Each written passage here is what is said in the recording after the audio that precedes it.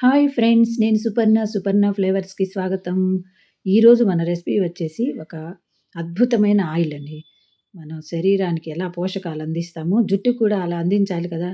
ఇప్పుడు చిన్న పిల్లల్లోనే జుట్టు రాలిపోవటం ఎక్కువగా, చిన్నప్పుడే జుట్టు తెల్లబడిపోవటం, ఇలాంటి సమస్యలన్నీ ఎందుకొస్తున్నాయో తెలుసా మీకేమైనా?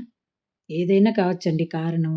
స్ట్రెస్ కావచ్చు, లేదంటే పొల్యూషన్ కావచ్చు, లేదా పిల్లల్లో ఉండే పోషక లోపాలు కావచ్చు, లేకపోతే మనం వాడే షాంపూల వల్లైనా కావచ్చు. కానీ ఇప్పుడు మనం షాంపూలే వాడుకోవాలి. కుంకుడుకాయలు వాడుకునే ఓపిక కానీ, తీరిక కానీ ఎవ్వరికి ఉండట్లేదు. అందువల్ల ఆ షాంపూలు వాడినా మన జుట్టు రాలిపోకుండా ఉండాలని ఈ ఆయిల్ తయారు చేస్తున్నాను. కరివేపాకుని ఓ 4, 5 కప్పులు తీసి ఆరబెట్టుకున్నాం. నీడలో ఆరబెట్టుకోవాలి. ఈలోపు దేవాలయంకి ఒకసారి వెళ్ళొద్దాం. చూడండి, దేవాలయాల్లో ఎంత సందడిగా ఉంది అనుకున్నారు. ఇది ఎప్పుడు అనుకుంటున్నారా?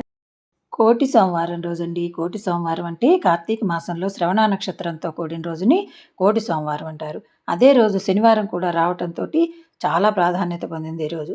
ఈ రోజున చేసే పూజ, దానం, ధర్మం, గానం, దీపదానం, హోమం ఏది చేసినా దానికి కోటి రెట్ల ఫలితం ఉంటుందని పురాణాలు, పెద్దలు చెప్తున్నమాట. అందుకే దేవాలయాలన్నీ భక్తులతో నిండి ఉన్నాయి. అయితే ఇక మన రెసిపీలోకొచ్చేద్దాం. ఈ తయారు చేసుకోవడానికి ఉల్లిపాయ ముక్కలు, వెల్లుల్లి రెక్కలు ఇవి. వెల్లుల్లిపాయ ముక్కలు కాదండి, ఉట్టి పొట్టు మాత్రమే. తర్వాత మనం ఆరబెట్టుకున్న కరివేపాకు, నానబెట్టుకున్న మెంతులు, ఒక పావు కప్పు మెంతుల్ని నా నానబెట్టి ఉంచుకోవాలి.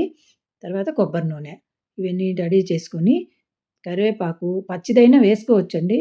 కాపోతే మనం ఈ నూనెలో మరిగించేటప్పుడు టైం పడుతుందని ఆరబెట్టాను. అంత టైం లేదనుకుంటే పచ్చిది వేసేసుకోండి, ఏం పర్వాలేదు. కొంచెం టైం పడుతుంది కాకపోతే. ఈ పచ్చి కరివేపాకుని, ఈ ఉల్లిపాయ ముక్కలు, వెల్లుల్లి పొట్టు, ఓన్లీ పొట్టేనండి ఇది, ముక్కలు కాదు. వెల్లుల్లిపాయని మనం తీయగానే దాని మీద పొట్టు ఉంటుంది గదా! ఆ పొట్టనమాట, ఒలిచిన పొట్టు. దీనివల్ల జుట్టు నలుపొస్తుంది. అందుకని ఆ పొట్టు, మెంతులు నానబెట్టుకున్నవి వేసి, కొద్దిగా నీళ్లు వేసి దీన్ని మెత్తగా మిక్సీ పట్టుకుందాం. కార్తీక మాసంలో మనం పొద్దున్నే చల్లటి స్నానాలు చేస్తుంటాం గదా! అలా చేసినప్పుడు జలుబు చేయటం, ముక్కు కారటం ఇలాంటి సమస్యలన్నీ వస్తుంటాయి. అలా రాకుండా మనం స్నానం చేసే నీటిలో ఒక్క చిటికెడు పసుపు, ఒక్క చిటికెడు కర్పూరం పొడి వేసుకొని గనుక స్నానం చేశామంటే మనకిలాంటి సమస్యలు రాకుండా ఉంటాయి. చక్కగా కార్తీక మాసంలో పొద్దున్నే స్నానం చేసేవాళ్ళు ఈ చిట్కాను ఉపయోగించుకోండి. ఇది మెత్తగా గ్రైండ్ అయిపోయింది కదా! ఇలా పేస్ట్ లాగొచ్చింది. ఇప్పుడు దీన్ని మనం కాగబెట్టుకుందాం నూనెలో వేసి. ఈ బాండీలో నూనె పోస్తున్నానండి. మనం ఒక 400 గ్రాముల నూనె తీసుకుంటున్నాను. పేస్ట్ కొంచెమే ఉంది కాబట్టి, ఎక్కువ మంది పిల్లలున్నా, ఎక్కువ మంది కావాలనుకుంటే ఒక లీటర్ ఆయిల్ పోసేసుకోండి. లీటర్ ఆయిల్‌కి సరిపోయేటట్లుగా ఇంగ్రీడియెంట్స్ అన్నీ వేసుకుంటే సరిపోతుంది. ఇది కరెక్ట్ మెజర్‌మెంట్స్ ఏం పనిలేదు కదండీ! కాపోతే అన్ని ఇంగ్రీడియెంట్స్ వచ్చేటట్లు చూసుకోండి. లీటర్ అంటే డబల్ వేసుకుంటే సరిపోతుంది. అలా వేసుకొని అంతా మెత్తగా ఇలా మిక్సీ పట్టుకున్న తర్వాత, ఈ పేస్ట్ అంతా మనం ఈ నూనెలో కలుపుకొని దీన్ని బాగా కలిసేటట్లు కలుపుకోవాలి ముందు. ఇలా కలిపేసిన తర్వాత దీన్ని స్టవ్ మీద పెట్టుకొని సిమ్‌లోనే ఉంచి కాగపెట్టుకోవాలి. ఇది సిమ్‌లో ఉంటే ఎక్కువ మాడకుండా ఉంటుంది. హైలో పెట్టామనుకుంటే ఊరికే మాడిపోతుంది. అలా మాడిపోయిందనుకోండి మనకెందుకు పనికిరాదు. ఇలా కొంచెం కలర్ మారుతున్నప్పటి నుంచి జాగ్రత్తగా గమనించుకుంటూ లైట్ బ్రౌన్ కలర్ వచ్చే వరకు వేయించుకోవాలి. ఈ కలుపుతూ ఉంటే మనకి ఇంగ్రీడియెంట్స్‌లో ఉన్న సారమంతా ఆయిల్‌లోకి దిగుతుందనమాట.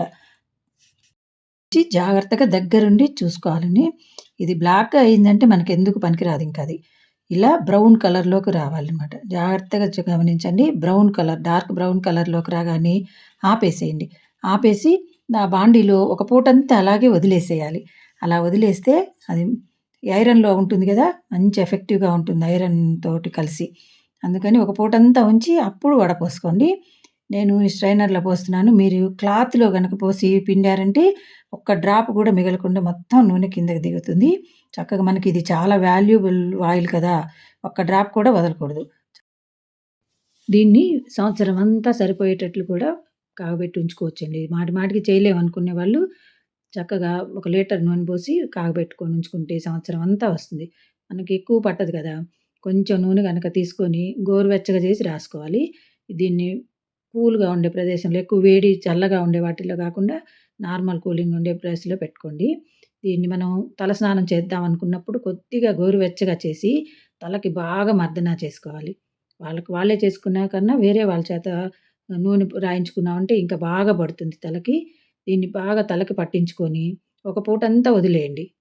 అంత టైం లేదనుకుంటే కనీసం ఒక గంట, 2 గంటల సేపైనా ఈ నూనెని రాసి బాగా మసాజ్ చేసుకొని వీలైతే ఆవిరి కూడా పట్టండి. ఆవిరి పట్టారంటే లోపలికంతా ఇంకి తలలోకి బాగా జుట్టంతా స్టిమ్యులేట్ అవుతుంది.